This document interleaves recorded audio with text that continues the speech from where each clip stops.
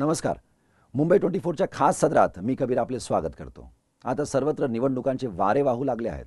सर्व पक्ष त्या दृष्टीने तयारीला सुद्धा लागले आहेत. पक्षांचे अंतर्गत वाद आणि धुसफूस ही बाब काही नवीन नाही. याच अंतर्गत अनेक वर्ष काँग्रेस राष्ट्रवादीत कार्यरत राहिल्यानंतर माजी नगरसेवक विजय कुडतरकर येत्या 14 ऑक्टोबर रोजी मनसेत प्रवेश करणार आहेत अशी मोठी बातमी हाती लागली आहे. या संदर्भात मुंबई 24नी त्यांच्याशी संवाद साधून त्यांची नेमकी भूमिका काय आहे आणि नेमकं प्रयोजन कसं असणार आहे याबद्दल जाणून घ्यायचा प्रयत्न केला. पाहूया याचा एक खास वृत्तांत. नमस्कार, मी मंजिरी कोंगशे. मुंबई 24च्या खास मुलाखतमध्ये आपलं स्वागत आहे. सध्या निवडणुकीचे वारे वाहू लागले आहेत. सर्व पक्ष जोरदार तयारीला लागले आहेत. अशा पक्षात अंतर्गत वाद आणि धुसफूस हे काही नवीन नाही. आज आपल्यासोबत आहेत माजी नगरसेवक विजय भाऊ कुडतरकर. विजय भाऊ, काय आपण सांगाल आपला राजकीय प्रवास? एक सामाजिक आवड असल्यामुळे त्यावेळेला काँग्रेसचं काम करू लागलो आणि त्या काँग्रेसमध्ये काही पदावर असताना चांगल्या कामाची एक झलक त्यावेळेला मी दाखवली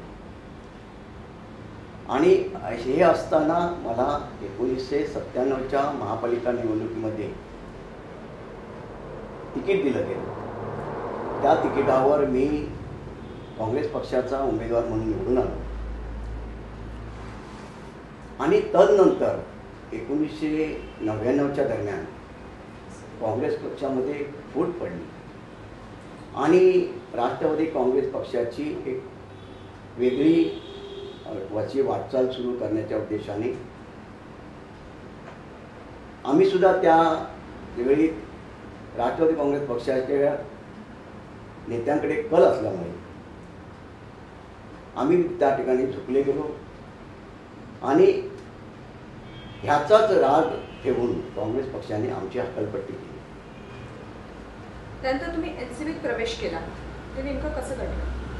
आमची काँग्रेस पक्षाने हकालपट्टी केल्यानंतर पर्यायीने कुठला तरी पक्ष निवडणं आवश्यक होतं आणि त्यावेळेला राष्ट्रवादी काँग्रेस पक्ष उदयास आला होता आणि त्यावेळचे त्यावेळच्या नेत्यांकडे आमचा जास्तीत जास्त कल होता, म्हणून त्यावेळेला तो पर्याय निवडणं गरजेचं आणि भाग पडलं. त्या दरम्यान अनेक जणांनी तुमच्या वाटचालीत अडथळे आणण्याचा प्रयत्न केला होता. त्याबाबत तुम्ही पक्षश्रेष्ठींकडे तक्रार करूनही तुम्हाला दाद न मिळाल्याची खंत तुम्ही नेमकं काय सांगाल यासंदर्भात? 1999च्या दरम्यान विधानसभा निवडणुका जाहीर झाल्या. त्या विधानसभा निवडणुकीमध्ये राष्ट्रवादी काँग्रेस पक्षाचा अधिकृत उमेदवार म्हणून मला त्या ठिकाणी तिकीट देण्यात आली वरळी विधानसभा मतदारसंघातून आणि वरळी मतदारसंघातून मला दुसऱ्या क्रमांकाची चांगली मतं मिळाली, कारण दोन्ही काँग्रेसमध्ये विभक्त लढल्याने मताची विभागणी झाली आणि त्यामुळे तो पराभव मला पत्करावा लागला. तदनंतर 2004च्या निवडणुकीमध्ये पुन्हा मला विधानसभाचं तिकीट NCP पक्षाकडून मला देण्यात आलं. त्यावेळेस मात्र माझी फार उचमणा पक्षाकडूनच करण्यात आली असं म्हणणं काही वावगं ठरणार नाही, कारण त्यावेळेला माझ्या काही नेत्यांनी माझ्या विरोधात जाऊन पक्षविरोधी कारवाया केल्या. मी निवडून येऊ नये यासाठी फार मोठे प्रयत्न केलेत आणि त्या निवडणुकीमध्ये माझा पराभव झाला. मी दुसऱ्या क्रमांकाची मतं मिळवली आणि असं असताना त्या निवडणुकीमध्ये माझ्या बाजूने एकही राष्ट्रवादी काँग्रेस पक्षाचा नेता उभा राहिला नव्हता किंवा माझ्या त्यावेळच्या निवडणुकीमध्ये सहभागी झाला नव्हता.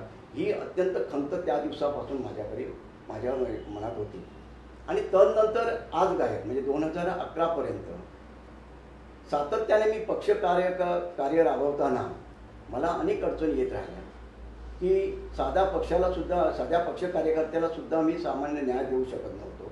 याची खंत मला कायमस्वरूपी होती. ती 2011पर्यंत कायम राहिली माझ्या मनात आणि त्यावेळेला विचार केला की कुठला तरी पर्यायीने आपण ज्या ठिकाणी सामान्य कार्यकर्त्याचा सन्मान होईल, माझ्या सहकारी कार्यकर्त्याचा कुठेतरी त्याचे जे ओळख पटेल असं जर कुठेतरी संधी मिळेल अशा ठिकाणी मला विचार करणं आवश्यक होतं. त्यावेळेला मी माझ्या परीने काही सामाजिक संस्थाची स्थापना करून त्याच्या माध्यमातून माझ्या कार्यकर्त्यांना आणि माझ्या सहकार्यांना सर्वांना कामाला लावलं होतं. चांगल्या प्रकारे सामाजिक कार्य करत होते. जे पक्ष करतो तेवढंच सामाजिक कार्य मी माझ्या कार्यकर्त्यांच्या सहकार्याच्या माध्यमातून करत आलो होतो. इतकी वर्ष तुम्ही काँग्रेस आणि राष्ट्रवादी काँग्रेसमध्ये होतात, तुम्हाला जे काही कटू अनुभव आले त्यातून तुम्ही आता आपण म्हणतो ना आपण अनुभवातनं शिकतो, त्यानंतर तुम्हाला आता तुम्ही एक नवीन पाऊल उचलत आहे की तुम्ही आता दसऱ्याच्या शुभमुहूर्तावर म्हणजे आता येत्या सोमवारी तुम्ही मनसेत प्रवेश करणार आहात. तर नेमकं हे तुम्हाला केव्हा वाटलं की तुम्ही मनसेत जावं?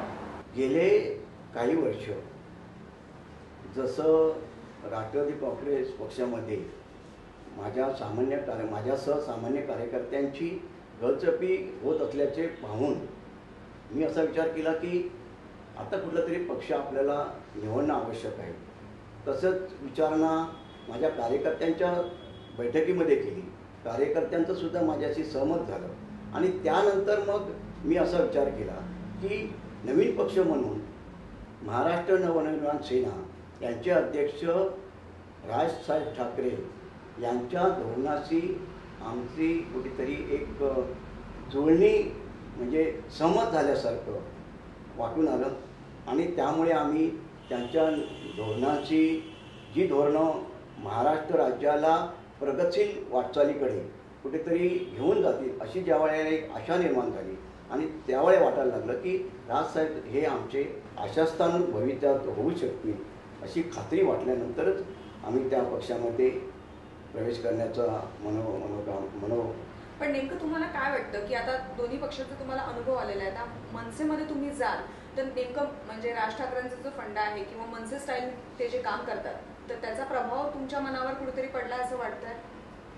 गेले काही वर्ष म्हणजे ज्यावेळेला पक्षातून आम्ही थोडंसं गती आमची ज्यावेळी कमी झाली त्यावेळी आम्ही असा विचार केला होता की राज ठाकरे साहेबांची भाषणं ऐकून त्यांची धोरणं पाहून त्याकडे असं वाटलं की राज्याची प्रगती करण्याच्या दृष्टिकोनातून ह्या धोरणांचा कुठेतरी अवलंब होणं आवश्यक आहे, करणं आवश्यक आहे. आणि म्हणून आमचं सुद्धा मनोधैर्य वाढलं की राजसाहेबांचं जे वक्तव्य आहे किंवा धोरणं आहे त्यापाशी सहमत होणं अत्यंत गरजेचं आहे आणि हीच वेळ आहे की त्यांच्या पक्षात प्रवेश करणं आणि त्याच्याशी कामकाज करण्यासाठी बांधून घेणं. मनसेत प्रवेश केल्यानंतर तुमचं पुढचं पाऊल काय असेल? आलेल्या अनुभवांवरनं तुम्ही काय पुढचं पाऊल रोवणार? मनसेत प्रवेश केल्यानंतर जसं राजसाहेबांबरोबर गेल्या 3 जूनला एक बैठक झाली. त्या बैठकीमध्ये राजसाहेबांनी सुद्धा आम्हाला विचारलं होतं की तुम्ही तिकिटाची किंवा कुठली निवडणूक लढवण्याच्या उद्देशाने तुम्ही पक्षाकडे आकर्षित होताय किंवा पक्षात प्रवेश करताय. मी त्यांना सांगितलं, म्हटलं मला सामाजिक कार्याची आवड आहे आणि ती आपण दिलेली कोणतीही जबाबदारी प्रामाणिकपणे पार पाडण्याची माझं व माझ्या कार्यकर्त्यांचं माझ्या सहकार्यांचं मनोधैर्य आहे आणि ते कुठेतरी कायमस्वरूपी राहावं म्हणून आम्ही तुमच्या पक्षामध्ये प्रवेश करण्याचा मनोबल कायमस्वरूपी वाढवलेलं आहे आणि म्हणूनच की त्या ठिकाणी प्रवेश करणं आम्हाला अतिशय योग्य वाटतं. निश्चितच महाराष्ट्राला पोषक असं वातावरण आता तयार झालं असं वाटतंय तुम्हाला की मनसेद्वारा हे होईल म्हणून? खरं आहे ते आपण ते म्हणाल त्याप्रमाणे सध्या तरी राजसाहेबांची जी धोरणं आहे ती या महाराष्ट्र राज्याच्या प्रगतीच्या दृष्टिकोनातून उज्ज्वलतेच्या दृष्टिकोनातून अतिशय पोषक अशी आहे असं एकंदरीत माझ्या सहकार्यांचं ठाम मत झालेलं आहे. धन्यवाद. आज आपण एवढा अमूल्य वेळ देऊन आपल्या मनातली खंत आणि आपल्या मनातलं म्हणजे आपला मनोदय मुंबई 24 या वाहिनीसमोर आपण व्यक्त केलात आणि निश्चितच तुमच्या या भविष्यकालीन वाटचालीसाठी आमच्या सर्वांतर्फे तुम्हाला खूप खूप शुभेच्छा असतात. आताच आपण माजी नगरसेवक विजयभाऊ कुडतरकरांशी संवाद साधला आहे. त्यांनी आपल्याला खूप मोठी अशी बातमी दिली आहे की अनेक वर्ष काँग्रेस आणि राष्ट्रवादी काँग्रेसमध्ये कार्यरत राहिल्यानंतर आता ते मनसेत जाणार आहे. येत्या निवडणुकीत त्याचा काय परिणाम होईल सध्या तरी हा प्रश्न अनुत्तरितच आहे. तुर्तास मी मंजिरी पोंक्षे आपला निरोप घेते. नमस्कार. वेगवेगळ्या क्षेत्रातील विभिन्न विशिष्ट व्यक्तींशी आम्ही संवाद साधतो आणि त्यांच्या जीवनातील काही विशिष्ट गोष्टींना आपल्यासमोर मांडण्याचा प्रयत्न करतो. आजच्या या वृत्तांतामध्ये बस एवढेच. पुन्हा भेटूया एका अजून विशिष्ट व्यक्तीसोबत. तोपर्यंत नमस्कार.